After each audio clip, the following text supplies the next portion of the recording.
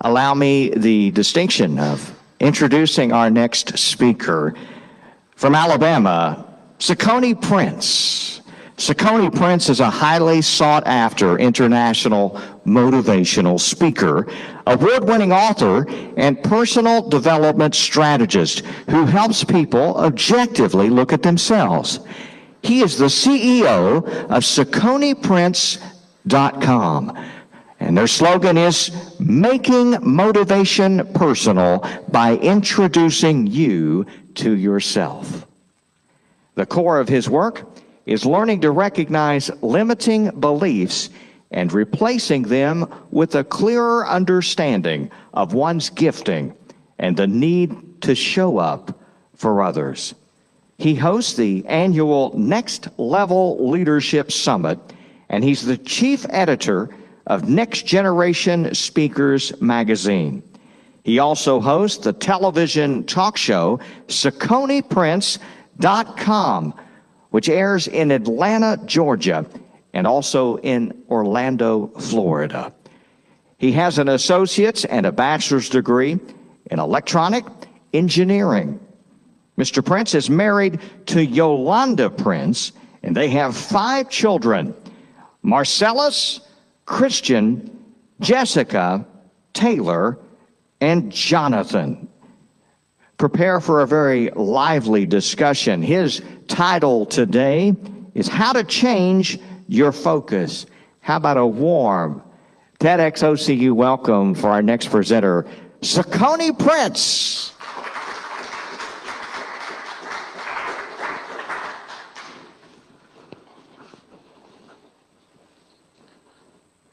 $10 million. If I offered you $10 million to change that light bulb up there, what are some of the first things you would do? Now, some of you would actually try to make friends with the facility manager, see if they had a ladder, see if they had a scissor lift. Some of you may have even decided, okay, well, if I'm going to get this $10 million, I can start stacking chairs and desks. I can put those all together and I can get up there and I can change that light bulb. Today I'm going to talk about innovating to elevate, how to change your focus. Now, when I started with that question, immediately it got you to thinking, how can I do that? Well, the first thing that you need to do in order to change your focus is that you really have to spend time being goal-oriented instead of problem-focused. Somebody who is problem-focused will say, well, it's too far. I can't reach it. There's no way I can get there. But someone who's goal-oriented, one of the things that they would do is, okay, how can we get there? What is it that we can do to actually get up there and change the light bulb? They would start thinking out of the box. They would start to innovate to elevate.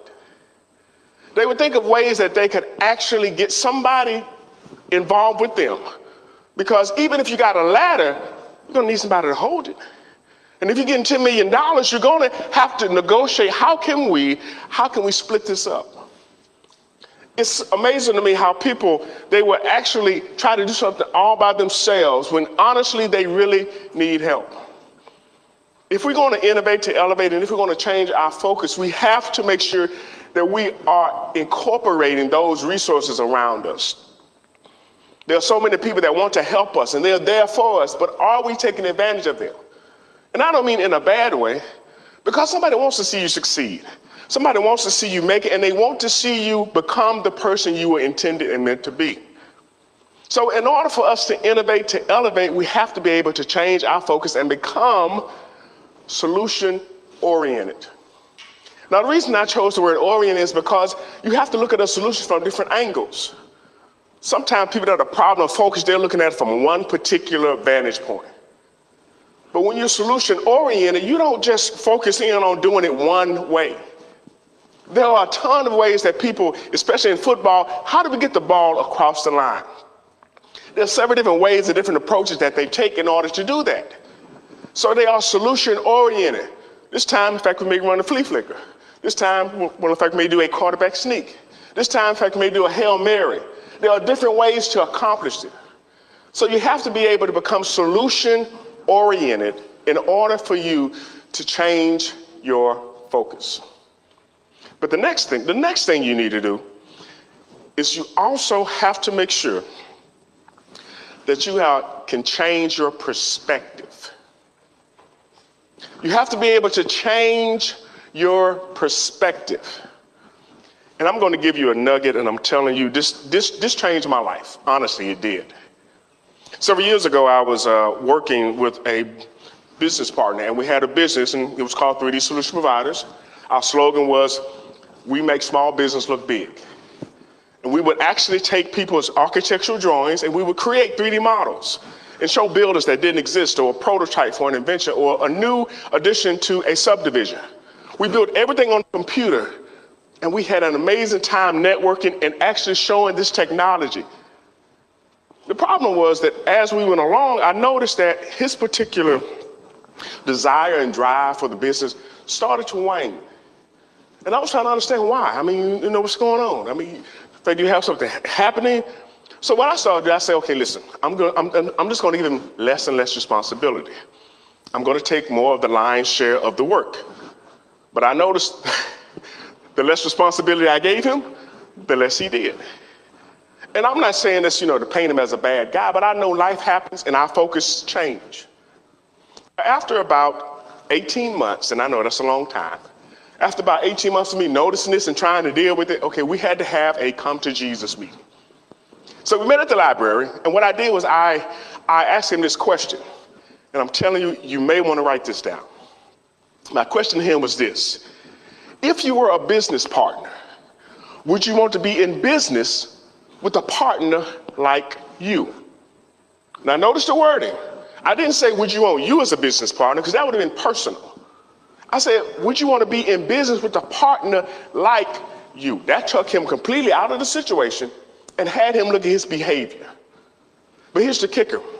Before I can ask him that question, who do I have to ask it of? Myself. I had to ask myself that question. If I was a business partner, would I want a partner like me? And I said yes, because I knew what I was doing. I knew that I was focused. I knew that I was all in when it came to the business. Well, now, I've since used that question as a one-size-fits-all because it can go in any direction. For instance, I remember telling our children, if you were a parent, would you want to raise a child like you? Now, most of the time when I ask them that, they're doing something they're not supposed to be doing, and they wound up saying, no. But again, before I can ask them that question, who do I have to ask it of? Myself. If I was a child, would I want to be raised by a father like me? Again, looking at my behavior. But that could go for anything. If you were a pastor, would you want a church member like you? If you were a supervisor, would you want an employee like you? But again, before you can ask that of somebody else, you have to ask it of yourself. So how do you change your perspective is actually putting yourself in the other person's shoes. You're talking about actually changing a light bulb. And in order for that to happen, you need help. You need to get other people involved. How is it going to be mutually beneficial? Why would somebody help you do that? Well, why would somebody stand here and hold a ladder and watch you climb up there and change a bulb? They would have to also be a part of it, invested in it. So in order to change your focus, you have to be able to change your perspective. It's not just from your vantage point. It can't be just from your vantage point. It has to be from the vantage point of everybody involved. But the last thing that you need to do in order to change your focus, the last thing that you need to really emphasize on is taking action. Because I don't care what kind of process you come up with changing this light bulb, whether it's a scissor lift, whether it's a bunch of desks and chairs stacked up, whether it's a ladder, you're still gonna have to take action. Because there's no reward without action. I'm gonna say that again, there's no reward without action. Several years ago, I was putting on an event in my hometown in Mobile, Alabama. And the crazy thing about it was less than a mile from my house. I literally could have walked to the hotel. And this particular year, I did something a little different. I actually had it to where I had breakout sessions and people could go and they could actually rotate and stuff. And while I was there and we had dismissed everybody for the breakout sessions, I realized, oh, I forgot something. And I had to go back home. When I was getting ready to leave, I told my staff, like my wife and those who were helping me, I said, listen, I got to run home for a second. I'll be right back. My youngest son, at the time he was 10, he said, hey, Dad, can I ride with you?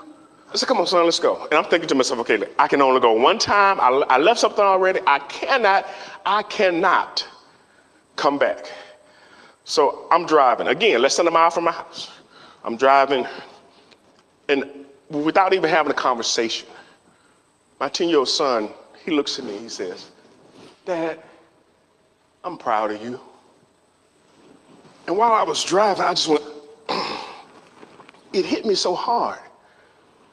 Because I realized he was watching me. He was watching me.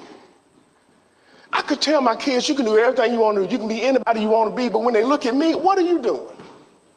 What are we doing? What type of example are we setting for the next generation? Are we leaving them with idols on television, on the internet, on TikTok, on Instagram? Or do they have a chance to sit and have breakfast with their superheroes? Do they have a chance to sit and have breakfast with someone who's made a difference in their life? I had to take action going after my goals. But I didn't realize that me taking action, doing what I believe I was called and given to do, impacted somebody else. You want to change your focus? You want to be able to innovate, to elevate? You have to be willing to take action. I want to challenge everybody that's here today and everybody that's watching online. If there's something that you're planning on doing, stop planning and start doing. Because it's never going to happen. It's never going to happen. Done is better than perfect. Sometimes you have to get it done and then go back and perfect it. So many of us are stuck with the paralysis of analysis. I'm going to analyze this until the day I die and nothing happens. There's nothing left. But what I've been able to do is I've been able to leave a legacy for my children. Something for them to follow, something for them to lay hold to, something for them to know if my dad can do it. With all of the challenges and struggles and things that he's going through, I can do it as well.